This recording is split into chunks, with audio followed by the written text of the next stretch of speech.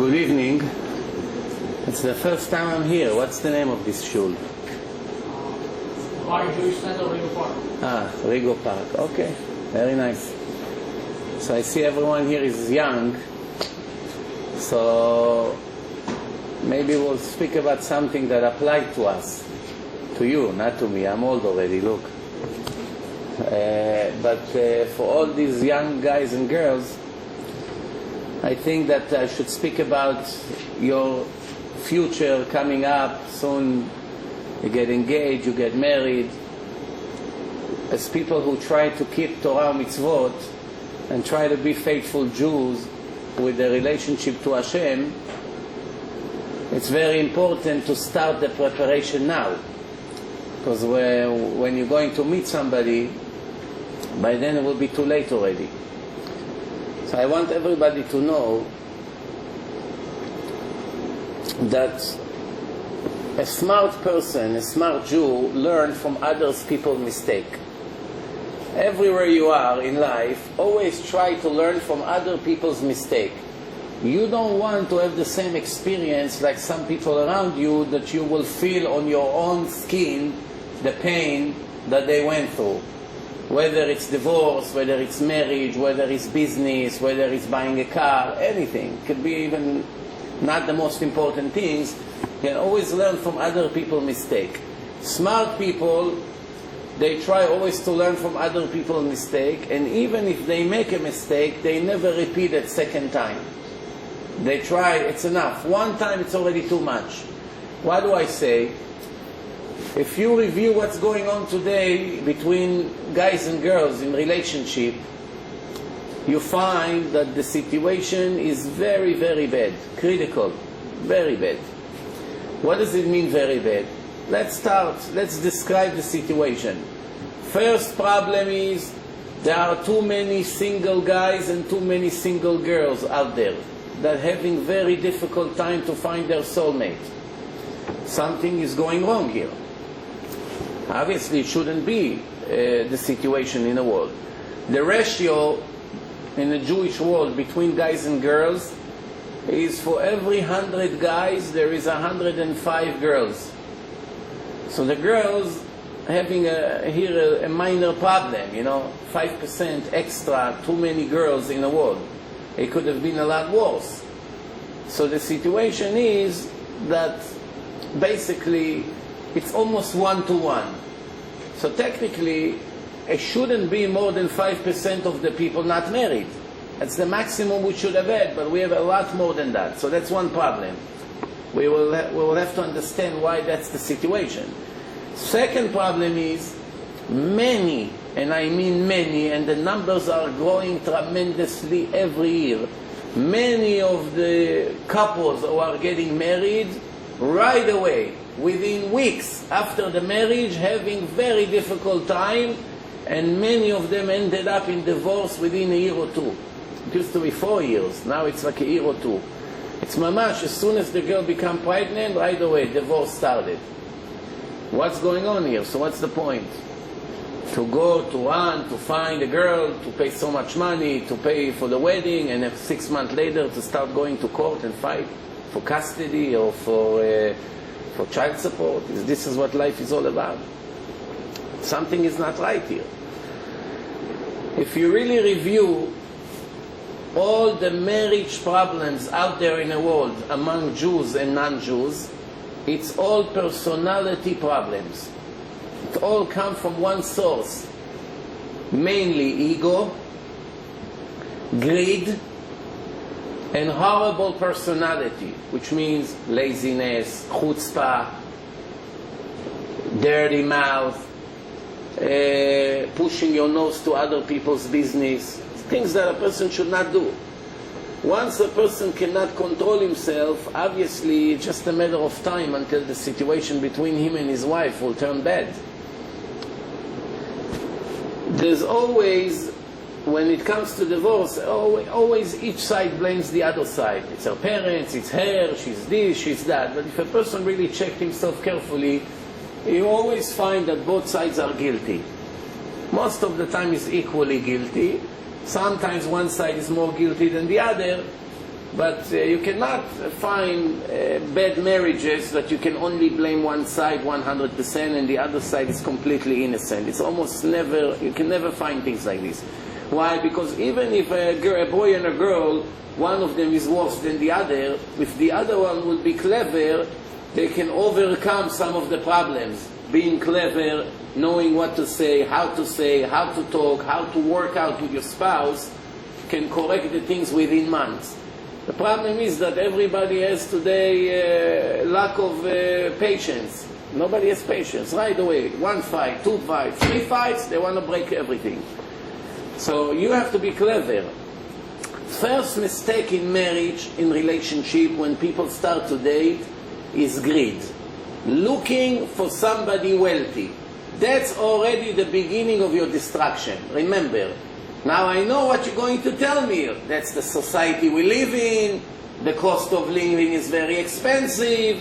Where we're going to live. What kind of ring I'm going to get. I don't want to get married in a little tiny cafeteria or restaurant.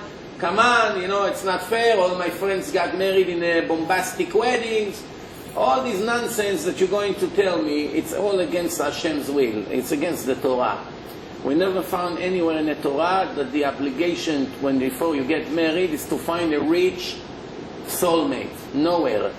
That's not even one of the things to consider, bichlal. Nowhere in the halakha it says, make sure you find a girl that has a lot of money in her family, or the other way around.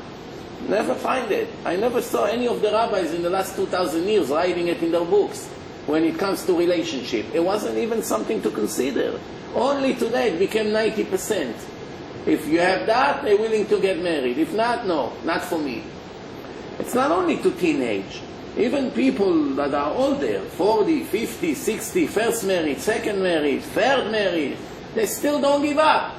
No, don't introduce to me somebody that is not a professional, he doesn't have a good business. I'm not interested. A woman is 60 years old, she still worry about money. You understand? It's just the greed that kills the people. So I want to tell you one thing. The parnasa, we should have known already by now, has nothing to do with who you're going to get married with. Every person has his own parnasa. You cannot eat from somebody else unless if you deserve to get it. If you deserve to get it, it has to come to you one way or the other. How it's going to come to you, from which pipe, which hose, that's Hashem's problem, not yours. I deserve to get X amount of money this year. I don't have to be married for that. If Hashem want to give it to me, I give it to me even through different sources. Through friends, through an uncle, somebody who gave me a tip in a business and I made a lot of money. Somebody told me to buy a stock and all of a sudden it became 10 times more by the end of the year. Hashem needs me to get married that I'm going to get my wife's money or my husband's money. It's very foolish. So even if they're right now wealthy, there's no guarantee in 2-3 years they'll still have the wealth. We saw many cases that people got married because of the money, and 2-3 years later the business died and all the problems began. So that's really not the way to get married. Plus, if a person marry a girl for her parents' money, even if he's going to get that money, he will never see blessing in this money and will have a lot of problems with his children. Does it pay? Let's say the father of the girl promised you a nice house, car, X amount of money every month, but 10 years later your children will all be criminals on the street. There's any amount of money that you will be willing to give just to put them in the right track? If you had $1 billion, you would give it to save even one of them. So what's the point of taking a few $100,000 over 10 years and ended up losing your children? If Chazal wrote that somebody who marry a girl for her financial situation will never see blessing in her money, it's guaranteed. It's not maybe 99%. This is what Hashem told us in Har Sinai. However, if he marry her regardless of her financial situation, and he got lucky that her parents are generous and they offering help, that's no problem. He was going to enjoy from it because he wasn't after that. He was after her, not after her money. So whether they give, whether they do not give, whether they tell him in the last minute we give nothing, he's still going to get married, Hashem sees everything. If they back up on their promises, Hashem will supply him with everything he needs from different sources. Sometimes when people get married in the first year or 2 or 3, it's difficult. until they find a source of income and everything start to work. Our parents and grandparents, 50, 60 years ago, the world was nothing like today. It was very primitive. Most of the people were very poor. Even a normal bathroom people didn't have in their houses. Of course, they didn't have the cars that we have today. They didn't have air conditions like today. The world was completely different. People used to get married in such a way that they lived sometimes 2-3 years by their parents or by the in-laws until they were able to rent a room. And even sometimes they say 10-15 years in the same room with 15 children in one big room, like a studio apartment. That's how it was. In Russia, in Bukhara, in Iran, in Israel. In Israel, I remember my grandmother. They had a little lousy shower outside of their house. They didn't have a faucet. They had to fill up water and spill it manually on their head. That's how they took showers. This is only 1 generation ago. You know, my father, his brothers, my uncles, this is how they grew up. So the world was completely different, but the divorce rate was 0 almost. Nobody even mentioned that word. If somebody said 50, 60 years ago, Abba, what is divorce? You would get a patch. Because it was a dirty word. Today, almost every place you go. Where is your father? Today you don't have to ask. When people tell me, you know, my mother or my father, I already assume that they live in 2 different addresses. Right? You have more cases like this than cases that the parents are together. Almost every person who comes to cry about his life, right away you have to assume that his parents are divorced. What's going on here? What's going on? So, the marriage institution went bankrupt already completely. It's not chapter 11, it's completely bankrupt. But it doesn't mean that we have to fall into that trap. If we follow the instructions of the Torah, we have a chance to succeed. We have a chance. If we don't, there's no chance whatsoever. So rule number 1, when they offer you to go on a date with someone, you have to check if they're righteous or not. Shomer Shabbos, modest, good midot, personality, traits, generosity, faith in Hashem, how does this person pray, the guy or the girl. Everything that the Torah said, when the Torah defined a righteous Jew, boy or a girl, there's a list of the things that we all know what it is. Not being a proud person, not having a dirty mouth, getting up every day early to go to pray in the morning, you know, and if it's Kriyat Shema, so it's Shema on time. As a person that has Yirat Shamayim, Shabbat is Shabbat, 100%, is going to learn every day, as a Chevruta. So that's the first thing you have to check about the guy. Not what kind of business he has or his father and what kind of job he just got. No. That's the last thing that you have to worry about, because the parnasah doesn't come from the work. The parnasah comes from what Hashem wants to give us. You have to put it very, very strong in your head. Parnasah can come to you even if you never work one day of your life. If Hashem wants, you'll get it. And you don't need your husband to support you, because if Hashem wants you to have money, you'll have it one way or the other, and that's the rule. So, first, if she's a modest girl, if he's a righteous guy, then you have to agree. You have to check if you feel attracted to that person. Let's say you went on a date, and you don't like the way the guy looks, or the girl, you don't like. And you know right away after the first time that you see her or you see him, that the chance you fall in love with such a guy or with such a girl is almost 0. There's no chance. I mean, I'm not attracted to this look. Every person has his own taste. Some people like dark skin, some people like light skin, some people like short, some people like tall, some people like skinny, some people like heavy. Everybody with his own taste. Some people care only about intelligence, they don't care anything about the look. Some people care only about the look. You know who you are. Going to certain people to advise you, or rabbis that tell you, don't worry about this is come later. First get married, she's a good girl or she's a good guy. Later you fall in love with them, maybe yes, maybe not. What happened if not? You're going to suffer for 30, 40 years if you still be married. Every day of your life, your marriage will be empty. No attraction, no passion, no love to your wife, no love to your husband. You see, we live in a generation that people are very empty from inside. The more empty the people are, the more they pay attention to the outside look. How she dressed, what kind of body, what kind of hair, what kind of eyes. In previous generation, it wasn't so critical. People wanted righteous people. Just 1 or 2 generations ago, we have many stories of rabbis when they were young, before they became big famous rabbis. They didn't even want to waste time to go on a date. They just told the shadchan, girl is righteous, she's very modest, she wants somebody who sits and learns Torah all day, she wants to live simple life, nothing fancy, not show-off life. Yeah, I take her. What do you mean? Go come and see her. I don't need to. I'm married l'shem shamayim, not for my pleasure. That was 60, 70 years ago. Today, nobody's in this level. Nobody. So if you think that you can be the Chazon Ish that met his wife in a chuppah, please forget about it. And if somebody tells you, no, that's okay, go, continue to go, get engaged, don't worry, believe me, it's important, don't listen.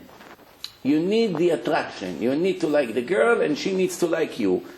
If there is doubts after 3 dates, still doubts, sometimes in the first date there's some doubts, but it's beginning to clarify in a second date.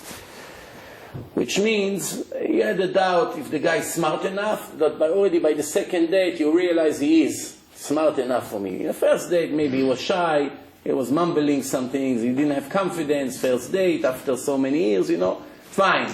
Second date you already clarified that doubt, no problem. What happened after 3 times you dated, you still have doubts, you have to cut it right away.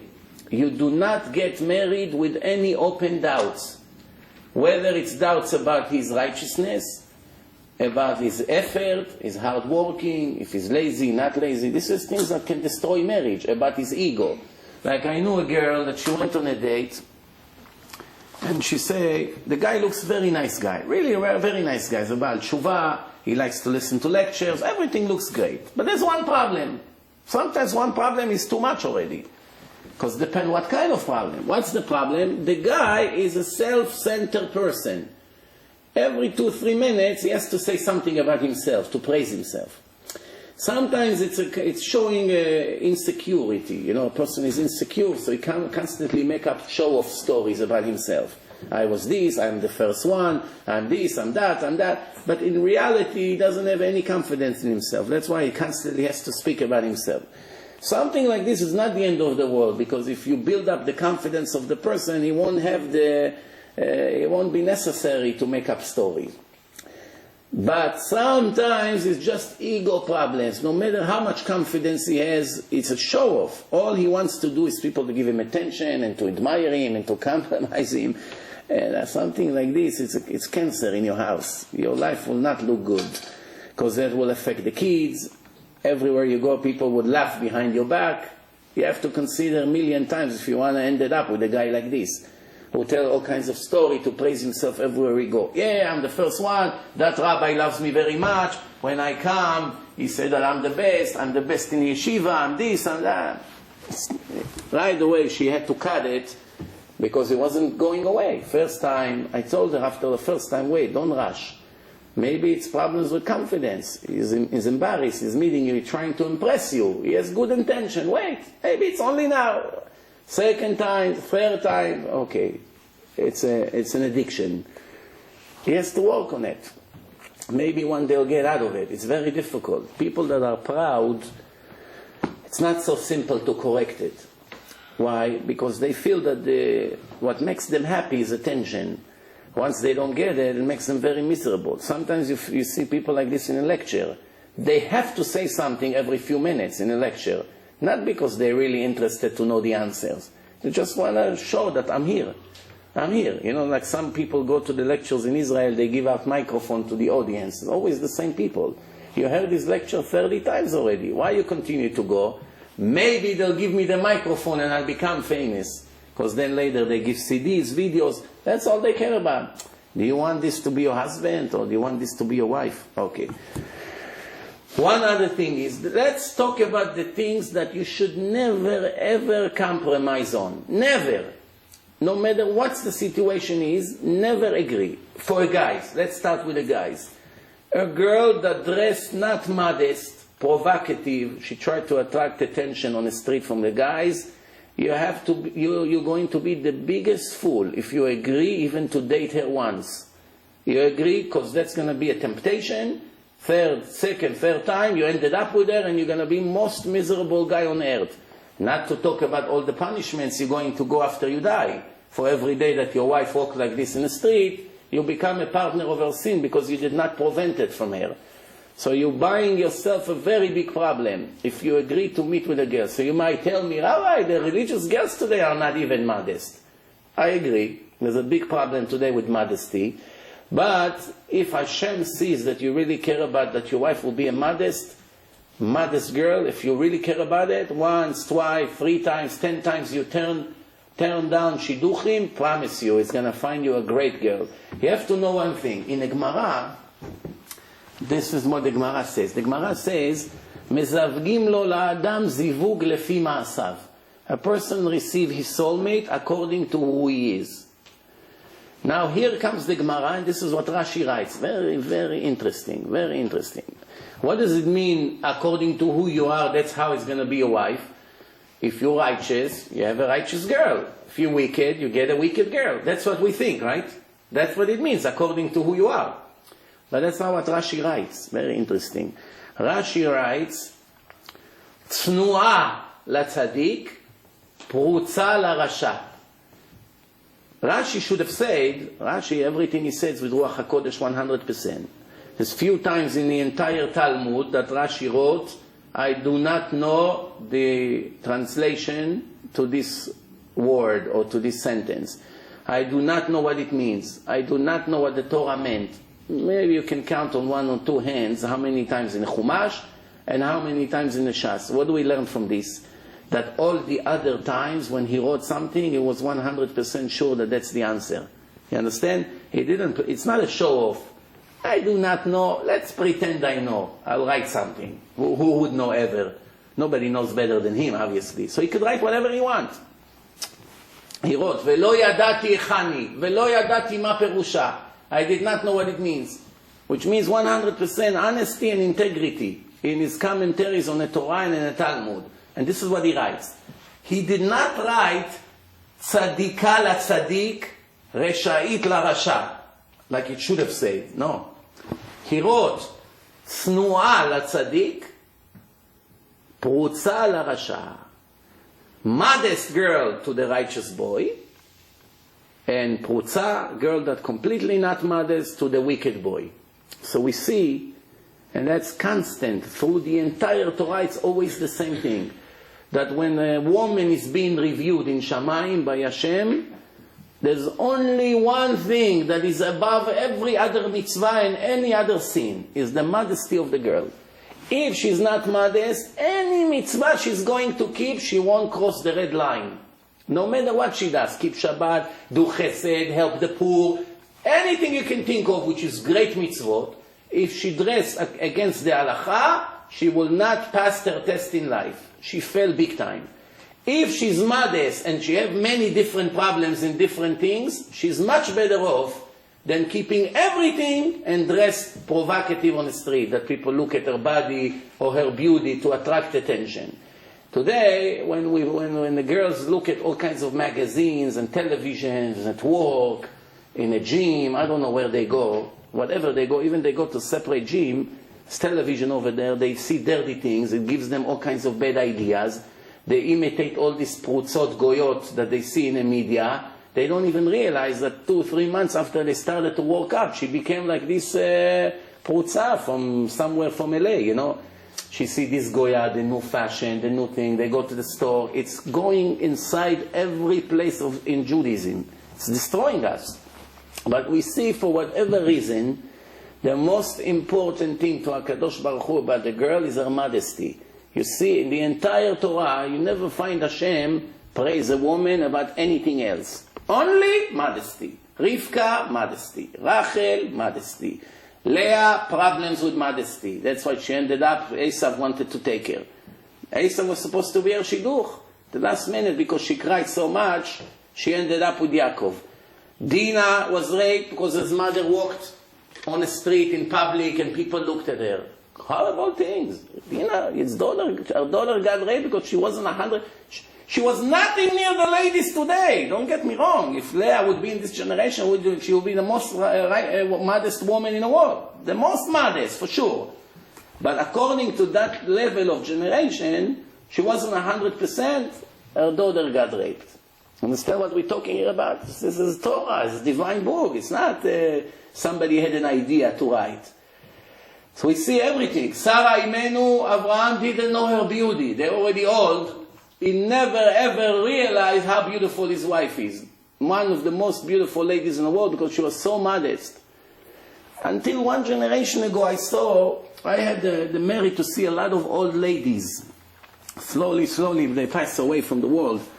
But 15, 20 years ago, ladies from the previous generation that grew up in Persia, in Bukhara, in Syria, every 5 seconds they make sure that no hair comes out, that cover, they all dress very modest clothes. Even those of them who didn't know that much halacha, they didn't know all the brachot, all the laws in the table, what bracha you say, all kinds of things. They didn't know. Simple things they didn't know. Modesty, they knew very well. No man will ever see my hair. It was amazing. This was what they gave their life for. Because people realize what modesty is. That's why I'm telling you. If your wife will be not modest, and she's going to dress in her wedding with open and short sleeves and all these things and all this show with her hair, you will see the result 3-4 years later and you cry for the rest of your life. But all my friends is like this. But she went to Bet Yaakov. What else did I get? Doesn't matter where she went to. What is she right now? They're offering you a date. She's wearing pants, so what are you considering it? She's wearing short sleeves, why are you considering it? She's open here, open there, all her hair is open, tons of makeup, she's gluing all kinds of nails. This is what you want to be a mother of your children? So sometimes the answer is, Rabbi, give her a chance. She's just 2 years Ba'alat Tshuva, she's becoming better every month. Maybe yes, I'm not saying no. Give her the benefits of the doubt. She's not ready for marriage. Wait, when she be 100% modest, you consider again going out with her. So this is one thing about guys. Girls who wants television in a house. What's your plans for life? I have to have television. Cut the shidduch right away. Don't even talk another second. No need to. No, what you're talking about is dangerous for the kids. It's destroying the soul. How can we become lovers of Hashem when we have all this dirt in the house? Don't even bother. If she's in this level, that means she has a long way to go. Don't even consider. This is the two things you got to be the most careful from.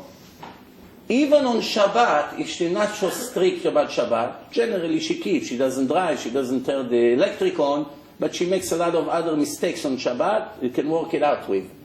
You can walk out with brachot, you can walk, even she's not praying a lot. There are many things you can compromise on, because it will come with later on. But if that's what she wants right now, it shows that she's completely rotten. There's nothing to even consider, because your marriage will never be successful with these two things. Modesty and television in a house is destroying. One day with television, it's like 7 years of learning Torah are being destroyed. Just what they talk on the television, just what the way they dress, all these dirty jokes, all this hypocrite, all these fake smiles, all the murder cases, all the news. Even the news is so dirty. Today the news is like, it's like a dirty movie. Just what they show over there, just what they report over there. You want your kids to hear? Even 10-10 news is dangerous when you listen to it in a car that the kids would listen to. Even news, AM news, they don't mean anything bad. But this got killed, this got raped, this got this. The kids are little kids, they grow up, shouldn't know these things. So you got to be very careful. Now, let's talk about the girls. Most important thing when a girl is being offered to a guy, first thing, she has to see how consistent he is in his lifestyle. Is he a guy who get up every day early? Whatever he does. If he's a student, fine. If he's working, fine. If he's a yeshiva bachur, whatever she wants. But the most important thing, is he a consistent guy, or every week he has different depression? For 3 days now we sleep until 12, and then that 1 month he didn't show up, and he changed 20 different jobs. Somebody like this is not capable of being a husband. Stay away from him, you will be destroyed with him. Gambling, it's an epidemic. Many guys are very stupid. Everything they make, they run to play poker with their friends. Yeah, with yarmulke, keep Shabbat. Still doing stupid things. Gambling and drugs is an addiction. Don't think that you will be able to change him. If you want to try, you'll see that you were wrong. But when you will find out, it will be too late. Because all his money goes, and the next thing you find out that he owes $500,000 on a credit cards and here. And you know how it is. When you gamble and you lose, you become a crook. You begin to steal. You become a thief. You steal from here, you steal from there. I see all the time women are calling, my husband has this problem. What are the 3 addictions you got to stay away from? Drugs, alcohol, and gambling. If he has a history, maybe change, but maybe not. Addiction is very hard to get rid of. If he was a year ago a gambler and today is not, don't believe it. You have to assume that he will return to it tomorrow. Why? You're risking your future, your whole life. By then you'll be pregnant and you'll have 1 or 2 kids and you find out that he's back to his old habits. It'll be too late for you. So those 3 things is nothing to compromise about. Nothing whatsoever. One more thing is very, very important, of course, is that he keeps Shabbat, that he's religious, he goes to shul to pray. All these things is important. But the most important thing, if he set up time every day to learn Torah. Every day. Where are you learning every day? Who is the rabbi that can say that you show up to his yeshiva or to his shul every day and you sit there and learn? If they tell you I learn at home, don't believe them. Why? Most of the time the Yetzer Hara won't let people learn at home. It will be the wife needs something, the mother, the brother, the neighbor, this, you know. When you don't have a system, it's very difficult. So if they're offering you a shidduch, as a girl that keeps Shabbat, she's mother, she prays, she try to have a good kosher home, first thing she has to ask the shadchan, the one who makes the match, is this guy setting times every day to learn? Doesn't matter, morning, evening, afternoon, depend on his schedule. Is every day there? If once in a while he didn't show up, no problem. But is every day there? Every morning is in a shul? You can see there are people, there's a chevruta, somebody who knows him, that he can tell me how he learns. He doesn't have to be a genius. Even if he's not a genius, there are things that are more important than that. Of course, everybody wants a smart husband or smart wife. It helps a lot in life. Foolish people suffer a lot from their stupidity. It's not a secret, we know it. But it's much worse to be wicked than to be stupid. You have to understand. It's better to be righteous, stupid, than wicked genius. Chazal says, the Gemara says, מוטב לו לאדם להיות שותה כל ימיו מאשר להיות שעה אחת רשע לפני המקום. Better for the human being to be a complete fool all his life than to be wicked in front of Hashem for 1 hour. And now they add more things. What do they say? They're speaking about the fools, not like what we call fools, that somebody is not the best in math or in English. No, not that kind of fools. That's needless to say. They're talking fools that when they walk in the street, all the kids run and pull their kilt. Let's say they wear the kilt and they run in the street and the kids know they're fools, so they come and they play games with them. They throw something in them and run. You know those fools on the street? It's better to be like this on your life, that everybody laughs at you on the streets, than to be 1 hour wicked. And I don't want to tell you they begin to describe what's the end of all these wicked people when they die. And that's not the time to describe it. So it's better to be fool. Yes, you suffer 67 years, everybody laugh at your stupidity, but maybe you're righteous, and when you die, okay, so you're not smart, but at least you are not wicked. What's the point of being a genius and successful in business that every day of your life is a sin? Also, it's very important, the family. It's not the most important thing, because you have to first check the girl or the guy.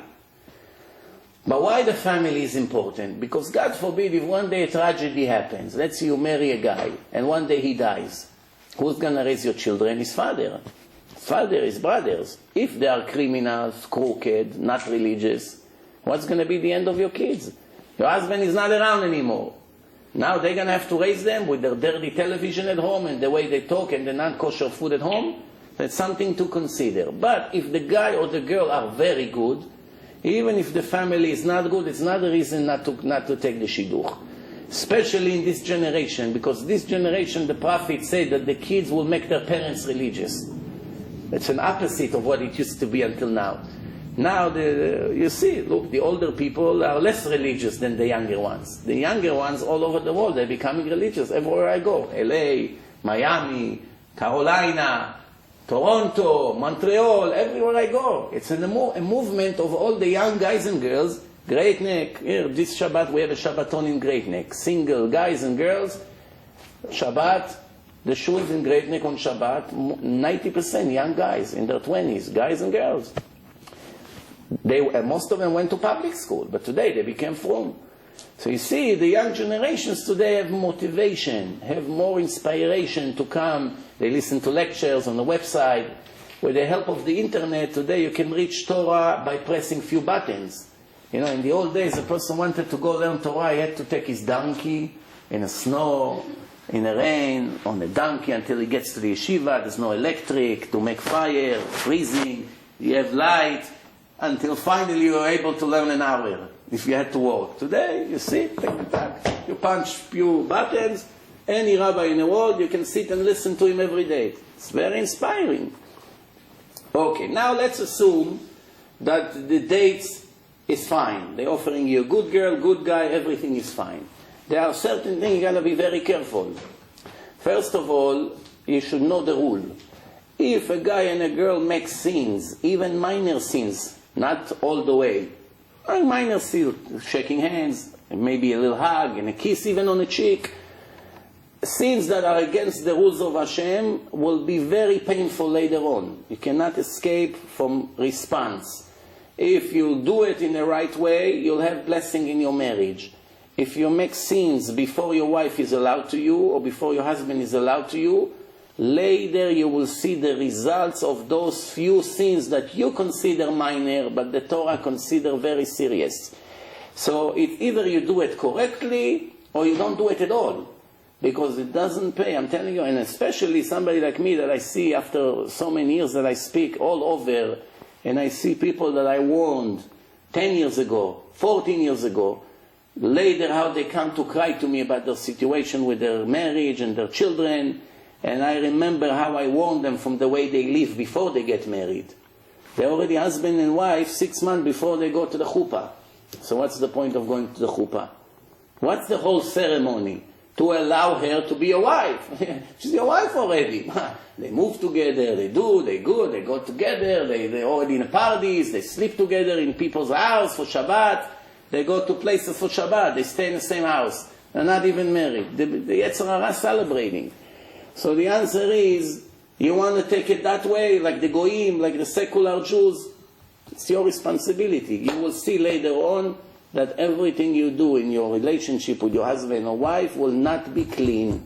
And that's because the beginning was rotten. The root is not good. If the root of the tree is not good, don't expect the fruit to be good. It's everything going after the foundation. The Torah says, Magid acharit mireshit. Who understand Hebrew here? No, what does it mean? Magid acharit mireshit. Acharit means sof, end. Magid acharit mireshit. I will tell you the end of the process before we got there, based on the beginning. I don't need to wait 20 years to see if your marriage will be successful or not. Today I can swear on my life that it won't be successful. Why? By seeing you doing few things before the marriage that is forbidden, I can sign personal guarantee. Your marriage failed before it started. Now, we are not sadistic. I'm sure nobody here wants to suffer. We pray to Hashem to save us the agony, to save us the pain, that everything that we do will be successful in business, in marriage, in raising children, in health. None of us wants to destroy himself. But some of the mistakes that we do, we are paying the price later on. We got to be careful. Now remember, before you get married, first you have to become a decent human being. Because if you're not, your wife will not stand you, or your husband. Because even if he's not good, people that are not good, they're still allergic to other people that are not good. They don't think, well, the truth is that I'm really worse than her. That's not how they look at that. They pay attention to her weaknesses. Of course, he says she's lazy, but he's much more lazier. He's also lazy, but he doesn't see that he's lazy. He suffers from her laziness. She has chutzpah. Everything I say, she makes a comment, she fights, she argues. He's the same thing, but he doesn't see it. So first we have to educate ourselves. Because remember, later on, you have to be a role model to your children. If your children see you walking naked without a shirt, with shorts on the street, they're also going to do it. But if your kids see that my father, I never saw his body, he's modest. Even though he's not a woman, he's a decent person. He doesn't walk with shorts like this in the street like a chimpanzee. He has respect. You're never going to see the judge in the Supreme Court of the United States walk without a shirt, even in his home. Why? He's thinking, I'm a judge. How can I walk like this with shorts? Even nobody is there. The job obligates me to become a high-level person. Before we even talk about religion, that's decent common sense. All the decent common sense, it's not so obvious anymore. It used to be very obvious. Jews, non-Jews, everybody understood. This is certain things that you do not do. You don't sit in your father's chair. When your father talks, you don't make a beep. You don't argue with your parents in front of people. Even if you don't disagree with their decision until the guests leave, then you ask. Today, nobody cares. Everybody has chutzpah. He's arguing with his father, his mother in front of the guests. They sit in the Shabbos table. The father tells him stop. He continue. Nobody cares. Nobody cares. Today, you want to do something to your kids, they call the police. Parents are afraid from their own kids. If a father used to give a patch to his son, it was enough for 5 years. Today it has to be every 5 minutes. You understand? Because they don't respect. They don't have respect. Why? A part of it is because they see how we behave. You want to be successful in marriage, there's a lot of investments to make. First, you have to have very strong emunah, because marriage is full of crises. Even if you and your wife are perfect people, you're going to have a lot of tests. Problems with the mortgage, the kid cuts his hand, he needs stitches in the middle of the day, who's going to take him, who's going to leave work, he blames her, she blames her. You have to have a lot of strong emunah in Hashem. When you have emunah, you don't find people to complain about. If you have strong emunah in Hashem, anything that happens, you never blame your wife. When you don't have emunah, everything that happens, it's her fault. You got to find somebody to blame. When you have emunah, you never blame anybody. It's my fault. Why the kid is like this? I take responsibility. It's my fault. In the bar mitzvah of the kids, the father takes his son, put him right here on a stand, and he makes a bracha. What's the bracha? Baruch sheptarani me'onsho shel zeh. Bless you, the one who releases me from the punishment of this boy. But if you pay attention, this bracha is different than all the other brachot. You do not mention the name of Hashem when you say this bracha. You don't say Baruch Ata Hashem Elokeinu Melech HaOlam Sheptarani Me'onsho Shel Zeh. That's the way it should be, a bracha. You ever found a bracha without mentioning the name of Hashem? What kind of bracha is this? Why are we not allowed to say the name of Hashem? Because it's going to be a false statement. It's going to be a lie. And you're not allowed to mention the name of Hashem on a lie. Not allowed. It's against the 10 Commandments. What's the third commandment? You should not carry the name of Hashem on a false testimony, false reason, for nonsense. You have to use the name of Hashem. If you swear in a Beis Din, if the rabbis told you to do it, then there's a reason. If you learn Torah, you're allowed. If you make a bracha, you're allowed. But on a false scenario, or whatever the case is, you're not allowed to mention the name of Hashem. But what's the problem of saying it? Can anybody raise his hand and say, my hands are clean, my heart is clean, I raised this boy perfectly? That's why, from now on, every sin that he's going to make, it's his fault, not mine. Because I did my job perfectly. If I did my job perfectly, raising him in the best environment, sending him to good yeshiva, giving him the best examples, being a great father, supportive, teaching, learning Torah with him, giving him attention, if he needs tutors, I pay. So many things that we have to raise a kid. It's not so simple. If I did everything correctly, then it's not a lie. Bless you, the one who releases me from his punishments, from responsibility, because I'm not responsible anymore. Whatever he does from now on, it's his problem. It's his choice. Since we raised them so bad, and we have to admit it, for sure everything they're going to do, we are guilty. If when he's going to be 20 years old, you find out certain things that he do, you cannot swear that it's not because of you. Maybe you're abusive, maybe you wound his confidence, maybe you never gave him attention. I mean, all the problems that he may have comes from the parents sometimes. They become like the parents. They're paranoid, they have all kinds of things. They're crooked, they steal. So the parents steal. They see the parents lie, so they also became liars. So how can you say, bless you, the one who releases me from the responsibility? You're still responsible even if he's 90. You can be in the next world already and you're still guilty of what your children are doing. That's why we're not allowed to mention the name of Hashem. Scary. Scary. There was one rabbi, he said that bracha in his son bar mitzvah with the name of Hashem. Everybody asked him, Rabbi, no, we don't say the name of Hashem. He said, I know that I did not make any mistake with my children's education and raising him. It was Rav Shlomo Zalman Auerbach, Alav HaShalom, passed away, 15, 20 years ago. That boy today is one of the chief rabbis in the world. He wasn't lying. He mentioned the name of Hashem and he raised a beautiful, great Talmid Chacham, Tzaddik, his son, also Rav Auerbach, his son. But we are not in this level.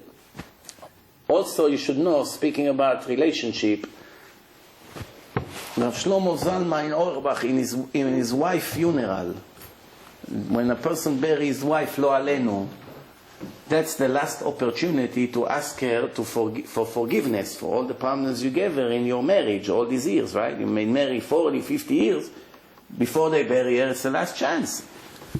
So in her funeral, in front of 1,000 people at least there in Israel, he said to her, you know that I don't have to ask you even for one mechila, for one forgiveness, not even one. So I won't ask. Why? I know and you know that I never offended you or embarrassed you or caused you any pain or any sadness, not even once since I met you. You understand? Now, let's be honest. Do you know a married couple in the religious world today that can raise their hand and say, for one day, I can say that I do not owe you any apology for one day, not for 60 years that they've been married. For one day. How many can raise their hand and say, today, I did not upset my wife even a bit. I was very generous with her, I gave her a lot of attention, I helped her in the house, I did things for her, I called her 3 times to tell her how much I love her. Marriage, it's a lot of obligations. People just think, we need to have children, so we be together, we have some children. If Hashem wanted you to live like this, just to have kids and to be together, it will make you monkeys. The monkeys also have kids. They live together in a safari, no obligations, they do whatever they want, finished. But to be a married couple, there's a lot of learning. Plus, one more thing.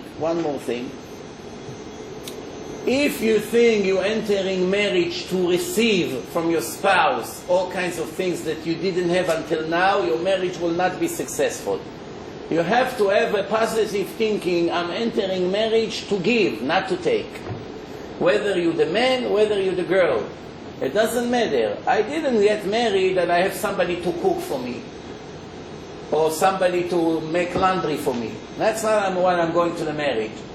The woman has to do what she has to do, of course. But the idea is, I didn't come here for you to serve me and to cook for me and to serve me my coffee every morning. And the same thing the girl. The girl saying, I'm getting married and I have somebody to support me. I hear it all the time. It drives me crazy.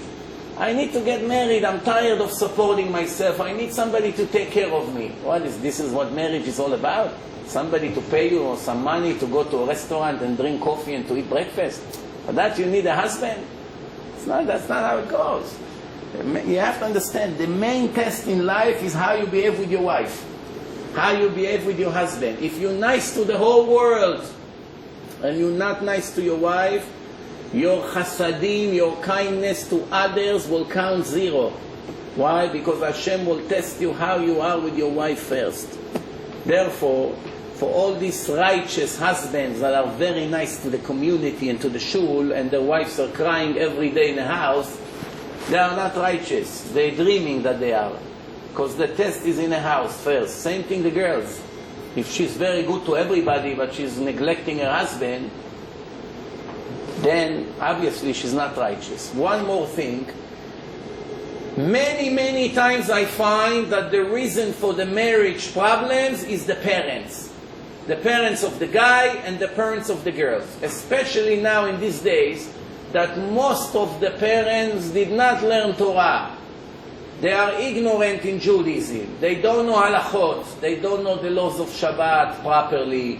They do not know what marriage is all about. The husband is like a king sitting with his leg on the table, and the wife serves him and bowing down to him, and he's like the king of the world. He thinks like he's Osama bin Laden. 30 wives he has, that they all came to the world to serve him. You know? Parents like this cannot give any advice to their children. Sometimes they were smart enough to send their kids to good yeshivot. The girl went to good yeshiva, the guy went to good yeshiva. One day they have to get married. These parents cannot give good advice. Their advice is very foolish. For instance, what's the most common advice that parents give their children? I want you to find a guy that will support you, that have an apartment, that he has already a good business, that he has college degrees. This is against Hashem. Hashem needs his college degree to feed your daughter? Come on. Hashem needs him to come with an apartment. If he wants to give her an apartment on his own, he cannot. What's all this nonsense? This is what marriage is, to use people, to find an idiot that we will share the property with them? What is this? So this is a bad advice. Sometimes the guy is learning Torah in yeshiva, he has a bright future. The father or the mother of the girl do not want her to date him because he doesn't have a job, he's learning Torah all day. That's very foolish. Instead of dancing on the street, that the guy that learns Torah all day wants to take your daughter, you making condition that you want him to go to work. So every advice they give is against Hashem. Why to listen to them? To make their situation worse? So the answer is, if your father is a big Talmid Chacham, he himself knows a lot of Torah, then you listen to him. He doesn't know on his own, you have to listen to your rabbi, not to your father. The rabbi will give you better advice.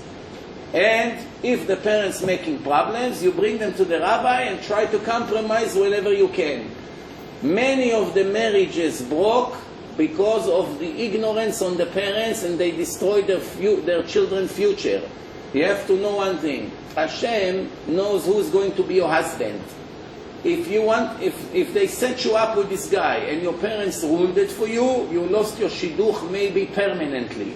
That's why we have so many single guys and girls. Some of them already missed their opportunities in life. They would live here until they die single, and basically they missed their entire life. Who is responsible? The father. He didn't let them marry. Why? She didn't have a house in Great Neck. I do not agree. They offered us a guy that has a house in Great Neck. Why should I take this guy? He hardly can pay rent. For that, they canceled the shidduch. Isn't it a shame? It's a murder. It's a murder. One other problem is I only want Bukharian. I only want Persian. I only want German. I only want Russian. What is this nonsense? You became a partner of Hashem on making soulmates? Hashem created your soul, and He created your soulmate soul as well. And He already announced who's going to who. Now you're coming and making conditions. No. It's not our style, Rabbi.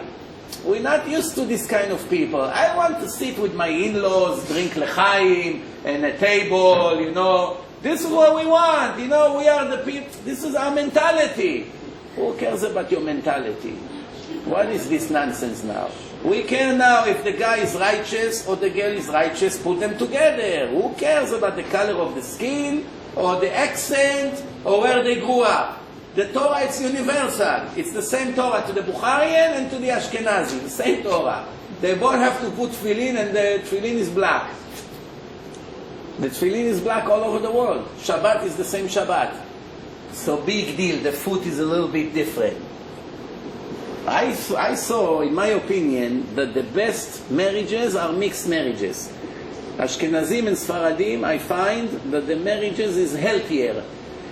Why? When people are different, sometimes it's better than when they're exactly the same. Sometimes yes, sometimes no. It's also good for the kids. They get a little bit from both sides. Bottom line, Hashem already announced who is your shidduch. What happened if Hashem didn't announce that your shidduch comes from the same country like your parents? If that's not what he wanted, then what you gonna do? You're gonna sit 20 years and wait until they give you a guy like this? You'll stay single for the rest of your life. So the answer is you have to consider everything that you've been offered. No matter where this guy is from, whether he was born in Israel, in the United States, Faradi, Ashkenazi, Yemenite, anything.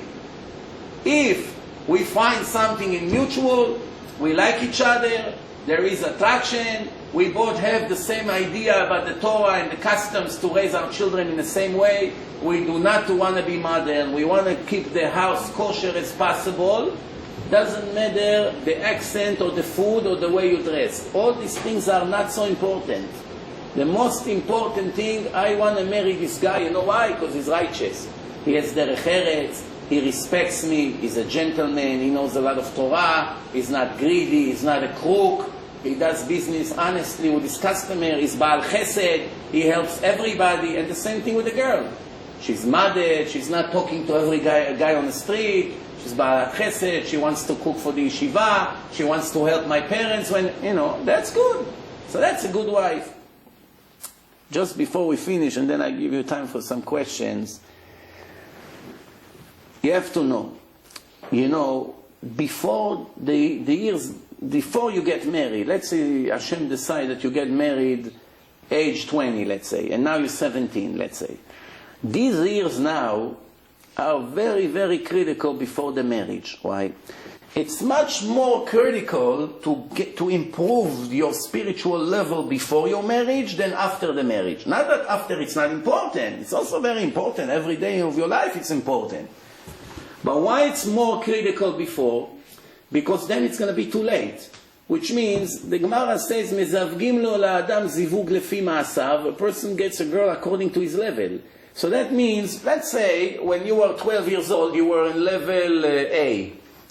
And then you improved to level B. And then to level C. And then to level D. So when the time of your marriage comes, Hashem check who you are. If you stayed in level D all these years, He has to find you a girl from this level. Right? You parutz, he find you prutza. You a crook, he find you a girl that can live with a crook. But if you raise yourself to the top level, then you're going to get a girl that deserves to have a guy from the top level. You never find a very intelligent, sophisticated philosopher marry a lowlife from the street that she doesn't know how to write her name in English. You don't find. The academy, same thing. Professor with a girl that's in the same level. Did you ever find a guy that sells vegetables in Israel, some watermelons with all the things outside, screaming like this from morning to night, he marry a doctor? It's very rare. Something like this can happen 1 to 1 million. People feel more comfortable when the people that they marry are in the same league. But we are not only talking the level of intelligence. No, it's important. We are talking the level of righteousness. You understand? Which means it would be very, very foolish for a guy or a girl to marry a girl that's not Shomer Shabbat or a guy that's not Shomer Shabbat. If I am Shomer Shabbat, how can I marry a girl that is not Shomer Shabbat? What, I'm going to sit home and do Kiddush alone and she's going to drive with her friends to the park? What kind of marriage is that? What kind of example she's going to give my children in 4 or 5 years from now? But Rabbi, don't worry, she will become Shomer Shabbat one day. Maybe yes, maybe not. What is this? You're taking such a risk? It's very difficult. Very difficult. So you have to understand, some of the things when you date, you have to clarify before you get engaged, not after. For instance, what kind of education you want your kids one day to get? Even though you're very young now, we're talking few years from now, but you want to make it clear. For instance, if the guy says, I want my kids to go to a very modern yeshiva, and you want them to go to a very good strict yeshiva, not very modern. You don't want people with a quarter yarmulke, with ripped jeans, with rap music. You don't want your kids to go to this kind of yeshiva. You want them to go to a real good education yeshiva. And he doesn't want. That's a big problem. Because tomorrow, you are the girl. You want to send them to good yeshiva, but he doesn't want. You're going to pay the price. You know how many phone calls I get from girls that complaining about the level of their husband, how much problems the husband give. But those problems were obvious before the marriage. It could be prevented. She knew it when she married. Why she got married? Because he have a nice car. You're laughing, but you have no idea how many girls marry guys just because of the car they have. That she can come in front of her friends from high school and show, oh, look at the car my husband has. You know? You're laughing, but that's the truth. Same thing girls. Guys, why he likes her? Because her father is the richest guy in our community. But what does it have to do with her? Maybe she's a spoiled girl who never moved a glass in her house. She doesn't even know how to cook an egg. She's tomorrow has to be a mother to children. She doesn't want to be a mother. She grew up like a princess. Mother means being a servant. When you become a mother, you become a servant. Not only a servant of your husband, because you have to help your husband in the house, you're serving him. You have to be now a double servant. Servant to your husband until now, and now a servant to a baby, and it's much harder. Breastfeeding him, diapers, changing, taking him, doctors, shots, vaccines, And another one, you have to be a servant of someone. Someone who grew up with 5 maids, and she never cooked in her whole life, she never washed one plate, she cannot be a good mother. She can have a very good heart. She cannot function in the house.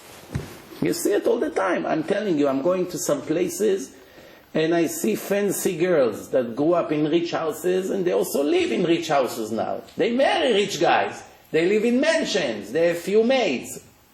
And they are the most miserable girls on earth.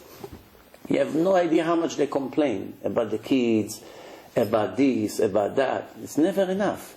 Why? They grew up with such mentality that always everybody did for them. This maid did this for her, the other one, she took care of her, she took care of her, she did for her, she never had to do laundry, she doesn't know anything. All of a sudden she's alone, she has to take care of a family, she doesn't like it, so she becomes depressed. She's depressed. That's why wealthy people are making very big mistakes. It doesn't matter, even if you're a billionaire, you have to be clever. You have to raise your children with a situation that you give them responsibilities. You make them independent. You teach them something. You teach the girls how to be a wife one day. Because if not, don't be surprised that she'll be divorced 3 times. And we see it everywhere we go. We see it. Believe me, I go to some fancy neighborhoods. The divorce rate in the fancy areas is much, much, much higher than in the poor areas. Even though you think money makes a lot of divorce cases. It's struggling, they cannot pay the rent, whatever. That's true.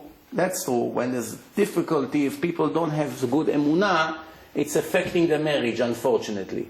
It shouldn't be that way. It should be together. If we both in a problem, together we can handle it better. Since people have low level of emunah, no. But in a fancy neighborhood, what reason they have to be depressed? They have everything. She has 2 maids, she has everything, she has her car, her husband has a car, she has a big house, she has a pool, she has everything. What else? She's never happy. Trust me, from my experience with people, everywhere I go. If I go with my wife, I go to Shabbatonim. The girls always come and open their heart to her. Just when we get home, she begins to tell me, I have no idea how she suffers from this, from that. She doesn't know what to do. So I say to my wife, didn't you explain to her that her situation is better than 99.99% of all the women in the world? Does she understand that? She said, of course. I gave her example from other places that we went.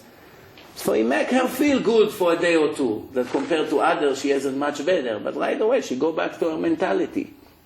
We gotta be careful. The choice that you do before the marriage will determine how your life gonna be for the next 40, 50 years. Also, not ever, once you get married, never ever to tell the parents about the arguments you have with your spouse. Never, not even once. If the husband is nasty, if he did something bad, if he doesn't give you enough money, you gotta be very careful before you run to your father or mother to cry. Why? Because tomorrow your husband will apologize and give you nice flowers and buy you something or take you to a nice dinner, and you forgive him from the bottom of your heart, but your parents will never forgive him. From now on they will hate him forever. I've seen houses are broken with the pressure of the parents. The kids didn't really want to get divorced. The parents forced them. Why? Either they pay the wedding, or they pay the house, or the mortgage, and they just forced them. Father has money. He forced his son to divorce the girl. And then custody battles, and they hire lawyers, and they pay millions to take away the kids. How? It turns so ugly. Why is it? Because the girl and the guy were not confidential. You have never ever to tell your parents what your husband did. However, one thing the women should never tolerate: physical abuse. If a man raises his hands on his wife, one time she has to give him a warning. If it happened for the second time, it already has to stop right there. If it's going to happen second time, he should already know that he lost his wife. Don't even hesitate, if it happens more than once, to threaten him that the next time he will touch you, or kick you, or punch you, or anything like this. You'll call the police and arrest him with not any regret feelings. Do not regret that you sleep over there with all the criminals in jail, because no woman in the world needs to take this kind of abuse. Sometimes wars is harder, like sometimes, but even though words can kill more than punches sometimes, but you have to consider how to behave with words, because words, you can still work it out, and it's not a life risk. Sometimes all these things ended up in tragedies. No woman should tolerate such a thing. If it happened once, she has to make it clear to him. Whatever you do, we can work it out. You raise ever your hand on me, right there. I'm going to go to I don't care to where. The whole world would know about you. You have to do everything you can to prevent it. If you live with that, it will become an addiction. It will be every day. Every day. And I'm telling you from experience, I get the phone calls at 2 o'clock at night when it happens. You understand? Baruch Hashem, some of the guys that I was involved with, I made it so clear to them that it's the most horrible thing that a person can do in their life, that they're already doing everything they can to control themselves. Baruch Hashem. But some people, it's like a gambling addiction. That's it. He's violent. All his life he was beating up people. It's kindergarten, in school. So now he's beating up his wife. Every day, just for the fun. For nothing, for really nothing. She said a word. She said something he didn't like. She made a comment. I don't know. Anything. You have to know. This is already the red line. So far, any questions about everything we spoke about? Now it's the opportunity to ask. Or you too shocked? That's it? You all fainted? Yeah. Can a girl change the guy? Or the guy can change the girl? Yes, but you have to understand, it's not my job to go on a date with a girl and make her ba'alat tshuva. It's too much of a risk. I can come and make you ba'al tshuva. I can make your sister ba'alat tshuva. If I'm successful, fine. If not, my life is still the same. I cannot get married to her hoping I'm going to make her religious, because what if not? She destroyed me and my future. You understand? There's certain things we cannot take the risk. Same thing, I can do everything I can to help a guy to get out of his drug addiction. But I cannot take the risk of putting him to work in my business or to live in my house. You understand? I will do everything to help him, but there's a red line. Cannot make him in charge of my business. Why? Addiction. He cannot control himself. He will steal everything he sees for his drugs. You understand? Same thing here. You do not take such a risk. Maybe you improve her. Same thing the girl. No. You have to first know for sure that she's in a level that you want, and then you pursue with the shidduch. Any more questions? Yeah.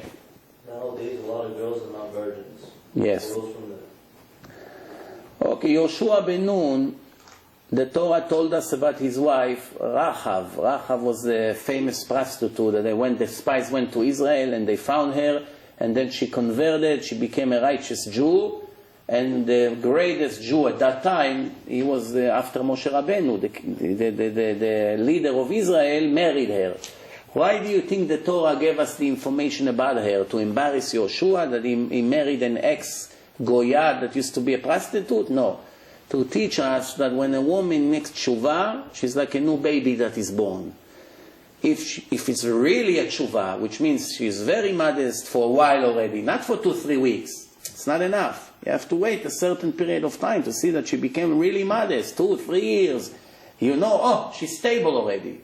Modesty is modesty, relationship is relationship, so it doesn't really matter what happened before. But if it's a woman that only did a partial tshuva, which means she still go to bars, to the feeders, you know, she still have red nails and red lipstick, you have to think 10 times more if you want to continue with her. Because the way she dressed and the makeup and all this shows who she is from inside. The more a woman is interested to show her image everywhere, it shows you that she's rotten from inside. You gotta be very careful. You know, one girl once argued with me. She didn't like that statement. Many people don't like what I say. But they just forget that it's not me, it's the Torah. I only read 99.9999% until tomorrow of everything I ever said. I can show you the sources. You know, well, I'm very careful. I don't make up things on my opinion. You came here to hear my opinion. You came here to hear the opinion of Hashem, the Torah. I just read it to you. That's all. I say I make you a shortcut. Instead of you going now a month to learn about all the things you heard here tonight, you came for an hour and you got it. You know, it's like a gift. So she told me, I want to be beautiful for my own feelings. Why are you assuming that because I dress the way I am, is to attract attention from other men? So I asked her, tell me, I want to ask you a question. What happened if you be on a plane, and the plane crashed in an island, and you're the only survivor? That's it, you alone. You came out, you walk around in the island, you see chimpanzees, elephants, lions, tigers, not one person. The entire island, you went, no people living there. Only snakes, chimpanzees, baboons, that's all you see. And you have your makeup bag with all the mirror and all the kinds of whatever you call it. How much time every morning you would spend to do your hair and your eyelashes and your cheeks and your lips and all these things that you do every day now? How long you would do it when you were alone in the island? So she said, nothing. What do you mean, in the island? I say, yeah, because you don't care to be nice to the baboons, right? You don't care what the baboon think about your beauty. So you see that you're lying. You only want to be beautiful for people out there, not for your own feeling. If it was for your own feeling, even if you're alone in a jail, in a dark room, you still do it. For your own feeling. It's nothing like this to be beautiful for my own feeling. For my own feeling means for my ego. To get attention. To get attention is from somebody. I cannot give myself attention. Attention I can get for other people. So if I do something to attract attention, whether I'm loud, whether I show my intelligence, whether I show that I'm a strong man, whatever I do, it's to attract attention from someone. So when a woman is being too beautiful on the street, when she goes to the supermarket, that Jose and Anthony and Vinny will pay attention to her when they put the products in a bag in a supermarket, something is fishy about it. You understand? So whatever her history is, you shouldn't worry about it. If she has enough time, from the day she became Ba'alat Shuvah, she made Shuvah, she has X amount of time, enough time to see that she's stable and she has a new life, you shouldn't worry at all about her history. But if she's still shaky, you gotta be very careful, because in 1 second she can turn to become what she was 2-3 years ago. You understand? So that's the rule. Any more questions? The girls don't have questions. Or they're afraid. Huh? No, we gotta hear a question here. Everything clear? Yeah, very good. No? Okay, you said that if two couples are dating and for some reason it doesn't work out because of father, mother, whatever, and you said they lose their soulmate forever, right? But they may. If it was the soulmate, they have a big problem now. Okay, but yes. isn't the statement true that no matter what, if two soulmates are meant to be, they'll be together? No, it's not true. Sometimes people miss their soulmate. They miss. The Stipler wrote, not only that you can miss your soulmate, sometimes a person marry a woman or a man that it's not their soulmate. Do you understand what's going on here? Since a person missed his own soulmate, he ended up marrying, yeah, it's dripping. He ended up marrying somebody that is not meant for him, which means his kids is different than what is supposed to be, etc., etc. So that, you have to understand. Some of the mistakes that we do in life we can correct. Let's say I stole $100 from someone. It's a sin. It's an open sin. How do I correct it? I go back to him when I decide to make tshuva. I give him back the 100. I apologize. Sorry. It will never happen again. I am embarrassed. I did it to you. Forgive me. Well, I'm sorry for the agony. Everything. So no problem. I forgive you. I appreciate you gave me back the $100. The sin is over. It's like never happened. Some sins you cannot correct the same way you give back $100. If you murder a person, yes, you can ask Hashem to forgive you. You can accept never to murder again. You're embarrassed that you murdered him. You feel horrible every day of your life, but you cannot return him back to his children. It will never be 100% correction. Never. Same thing here. If you had a good guy, he was righteous, and your parents brainwashed you to leave him because he wasn't handsome enough, or he wasn't rich enough, or anything like this, or he wasn't Persian, or Bukharian, or Ashkenazi, whatever the case was, then you may subject to a very, very serious payment later on. You understand? So we got to be very careful. We got to be very careful. If the parents put a lot of pressure, I don't say to go everything against them. The solution is to go to a good rabbi, somebody is well known, that he knows that he has good common sense, and to sit and to solve the problem. In the end, agreements can be reached. Many parents that are very stubborn, with the help of some smart people, they calm down. I know myself, many times I went to people's house that the parents gave problems for the shidduch. After 15-20 minutes that we spoke, not only they gave up, they hugged, they felt so good. It's only, most of the time is about explaining. Like for instance, a person's mechalel Shabbat, 99% of the Jews who are mechalel Shabbat is because of ignorance. Not because they're evil and they want to go against Hashem. They have no idea what Shabbat is. As soon as they hear the CD Shabbat in English or in Hebrew, right away, oh, hey, I didn't know, I wish I knew it before, wow, it's serious. Yeah, I have a whole family now. They're closing their business on Shabbat. The guy, his wife, they have children, the father, the mother. It's a group of people becoming Shomer Shabbat. They close their business on Shabbat even though it's the busiest day of the week. Why? Finally they realize what Shabbat is. Same thing here. Parents do not know what damage they cause to their parents. That's why you need somebody to explain it to them. Any more questions? Yes. Okay, you said that when a couple goes out on a date and they date for a while, and one has to have no doubts until they decide to marry. And if a guy has no doubts after dating and a girl marries for different reasons or vice versa, Yeah. so you're saying the marriage will be doomed later on, let's say a few years later? If one of them have doubts and he cancels the shidduch, Well, one is marrying for different reasons, for wrong reasons, Yeah. and another one thinks there is no doubts and marries, but later on there will be problems. But still, one person who's I want to tell you something. Every relationship with some attention can be detected before. When you go with a girl, with the help of a smart rabbi, he can tell you if the girl wants you or wants your money. I was involved in a case that a man is divorced. He suffered a horrible divorce with his ex-wife. He had children from his first marriage. After his divorce, he became religious. Very good guy, very nice person, real religious guy, not fake. As a wealthy person, he gave millions of dollars to his ex-wife. The divorce took 6-7 years in prison. They smashed his reputation, everything. Since he's so hurt from his first marriage, now when he became religious, he was dating a girl, and he wanted her to sign a prenuptial agreement. which means I'll tell you before you marry me, if we ever get divorced after X amount of years, this is what I'm going to give you. If we stay married for X amount of years, this is what I'm going to give you. You can keep the jewelry, you can keep all the gifts. If we have children together and God forbid we get divorced, I pay for everything for them, for the best yeshivot. I give you a house to live.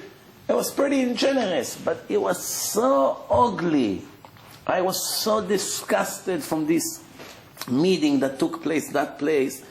Trust me, I almost vomit. I was mamash shocked how low women can get sometimes when they greed for money. You should see how it looked. It was such an ugly meeting. How she was fighting, almost crying. What? You don't want to give me? So later I told the guy, are you blind? Well, you don't understand that she has nothing to do with you? She doesn't even see you, bichlal. She only wants money. You want to give her a gift and let her go. What is this? He said, no, I've been thinking about it. That's why I wanted you to come. You can see right away, if you're clever and with advice from the right people, if the guy or the girl wants to marry you for the right reasons. It can be detected before the wedding. There's ways to test. There's ways to do. For instance, one time I had a wealthy guy. I set him up on a date. When I told him, take my car, don't take your car to the date. So he told me, why? I told him, I'm telling you, if you're going to go with your car, you will never know if the girl wants you or wants your wealth. Take off your watch. He had a $50,000 watch. Put it in my house. Take my lousy car and go on a date. Don't dress too fancy. Don't tell her what you do. If she wants to date you another time, after you see 2-3 hours, then you tell her, last time I was just borrowing this car and this. Then it's no problem. Because she wanted you knowing you're poor. You understand? But he didn't listen to me. She was running after him, her mother calling us. Why? They wanted the money, not him. It wasn't a bargain, this guy. But it blinds the person. It's like a bribe. Once a person is after money or after a look of the girl, he doesn't see anything else. He doesn't see. It's not that he see and ignore. It just blinds him. He's so excited from what he's after that he doesn't see all the other problems. And even when people speaks to him, he doesn't see it. I'm telling you. So it can be determined before. No last question for tonight anymore? Everything clear? Yes. Okay, what if a couple's going out, the couples want it, but the parents don't want it because of religion reason? The question is not specific. No. What's because of religion? Yeah. They both wanted each other, but then he said no because her family wasn't religious. But she was religious? Yeah. She was religious. Yeah, her family wasn't, but his family was. And his family But the guy and the girl are religious. Yeah. Just what? She's a Balat Tshuva. She became religious, the girl? Yeah. The girl became religious, but her parents are not. Yeah. Look, I think he made a mistake because the family is important. It's important. It's something to consider. If the girl is good, you don't give her up because she has bad parents. You don't give her up. Everybody wants that the parents also will be religious for the reasons that I told you. If something ever goes bad, or who you invite to your Shabbos table, these people who are not Shomer Shabbat is a bad example for the kids. But the most important thing is who is the girl. If the girl was good, you should not agree to let her go just because her parents are not. That's what he had to do. All right. Again, thank you very much. Thank you to Simcha for arranging this evening. Hopefully we'll have it one more time in the future in a different subject. I thank you for being so patient. We spoke, what is it, an hour and a half? Very good. So thanks to you. Now we have a very good lecture on relationship in a website. Please recommend to all your friends. Those who did not come today, I think, my opinion is that every guy and girl must listen to a lecture like this before they go on dates. Because after, it will be too late. It will prevent a lot of problems. Thank you very much and good night.